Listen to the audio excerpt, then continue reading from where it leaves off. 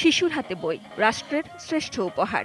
শীতের নরম রোদে বসে নতুন বইয়ের মলাটে হাত বুলানো, পাতা উল্টে একটু পড়ে নেওয়া, এভাবে শৈশবের মধুর স্মৃতি তৈরি হচ্ছে শিশু মনে। এমন দৃশ্য 14 বছর ধরে বছরের শুরুতে মিলছে। বিনামূল্যে বই বিতরণ উৎসব পালিত হয়ে আসছে বাংলাদেশে। আমি হব সকালবেলার পাখি, সবার আগে কুসুমবাগে উঠবো আমি ডাকি। আজ স্কুলে প্রথম দিন, নতুন বছর, নতুন স্কুলে, অনেক ভালো লাগছে। আজকে একটা বই দিয়েছে, কালকে 5টা বই দিবে। নতুন বই আমার খুব ভালো লাগছে, নতুন বই পড়তে অনেক মজা। বাংলাদেশের দক্ষিণে রয়েছে প্রকৃতির অপার সম্ভার সুন্দরবন, সমুদ্রের কোল ঘষে গড়ে উঠেছে এই বিশাল বন। এখানে রয়েছে যেমন প্রচুর গাছপালা, কেওড়া ও সুন্দরী গাছের বন, তেমনি রয়েছে নানান প্রাণী ও জীবজন্তু। 2024 শিক্ষাবর্ষে প্রাক প্রাথমিকে 30,96,939 জন, প্রাথমিক স্তরের 1,80,70,594 জন এবং ক্ষুদ্র নৃগোষ্ঠীর 84,473 জন বিনামূল্যে বই পাচ্ছে। অর্থাৎ সর্বমোট 2,12,52,006 জন শিক্ষার্থীর মাঝে 9,38,03,606টি বই বিতরণ হবে।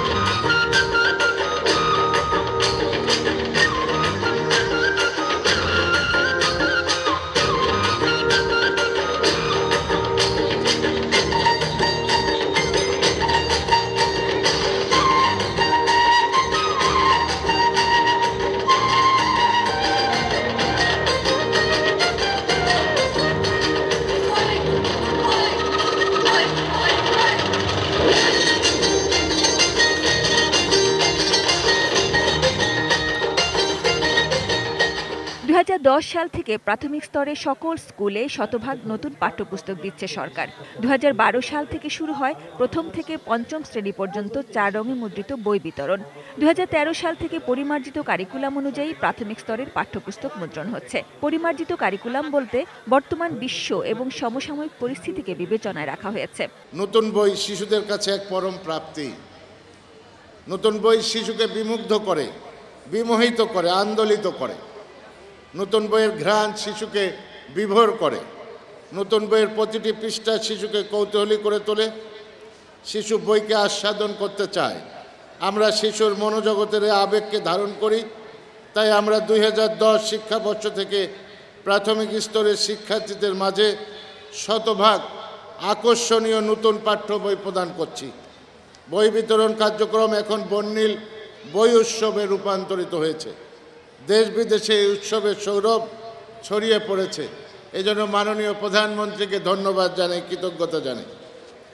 শিশুদের মাঝে পাঠ্য বইকে আরও চিত্তাকর্ষক করে তোলার জন্য 2012 সাল থেকে প্রথম থেকে পঞ্চম শ্রেণী পর্যন্ত সকল বিষয়ের পাঠ্য বই 4 রঙের আকর্ষণীয় মুদ্রণ ও টেকসই বাছাই করা হচ্ছে। শিক্ষক ঘাটতি পূরণে আরও শিক্ষক নিয়োগের উদ্যোগ আমরা গ্রহণ করেছি। ইতিমধ্যে প্রথম পর্বের পরীক্ষার ফল প্রকাশ করা হয়েছে।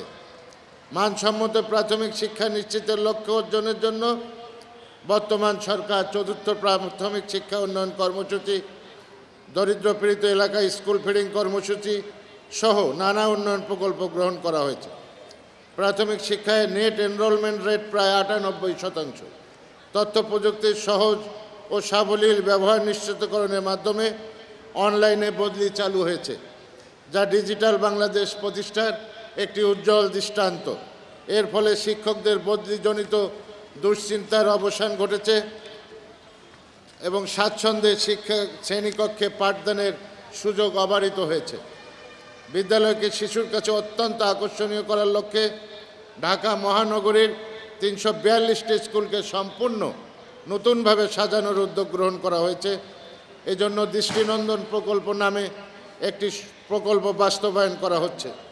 এছাড়া উত্তরাতে 3টি এবং পূর্বাঞ্চলে 11টি সরকারি প্রাথমিক বিদ্যালয় নতুনভাবে নির্মাণ করা হবে। এই প্রকল্প বাস্তবায়নের মধ্য দিয়ে শিশুরা সরকারি প্রাথমিক বিদ্যালয়ে আরও ব্যাপকভাবে আসতে উৎসাহী হবে বলে আমরা আশাবাদী।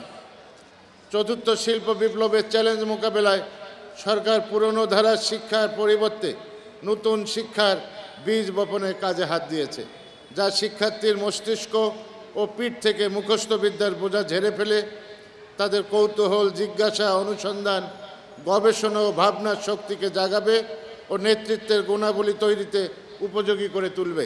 বই পেয়ে আনন্দ যেমন আছে, তেমনি বইয়ের কাগজের মান নিয়ে প্রশ্ন আছে। সময় মতো মানসম্মত বই পাওয়ারই কথা তাদের। বিনামূল্যের এই বই শুধু যে শিক্ষার্থী এবং তার অভিভাবকদের মুখে হাসি ফুটিয়েছে তা নয়, ধনী গরিবের বৈষম্য হ্রাস করেছে, শিক্ষার্থীদের ঝরে পড়ার হার কমিয়েছে। শুধু কি তাই, 52 বছরের স্বাধীনে বাংলাদেশ এমন একটি পদক্ষেপে সারা বিশ্বের বুকে এক অনন্য নজিরও স্থাপন করেছে। বাংলাদেশের শিক্ষা খাত যে নিজের মতো করে এগিয়ে যাচ্ছে, বাংলাদেশের শিক্ষার্থীরা যে বিশ্বের বুকে তাল মেলানোর মতো উপযুক্ত হয়ে উঠছে, তারই প্রমাণ এই বই উৎসব। Sajida Sweety, ATN News, Dhaka.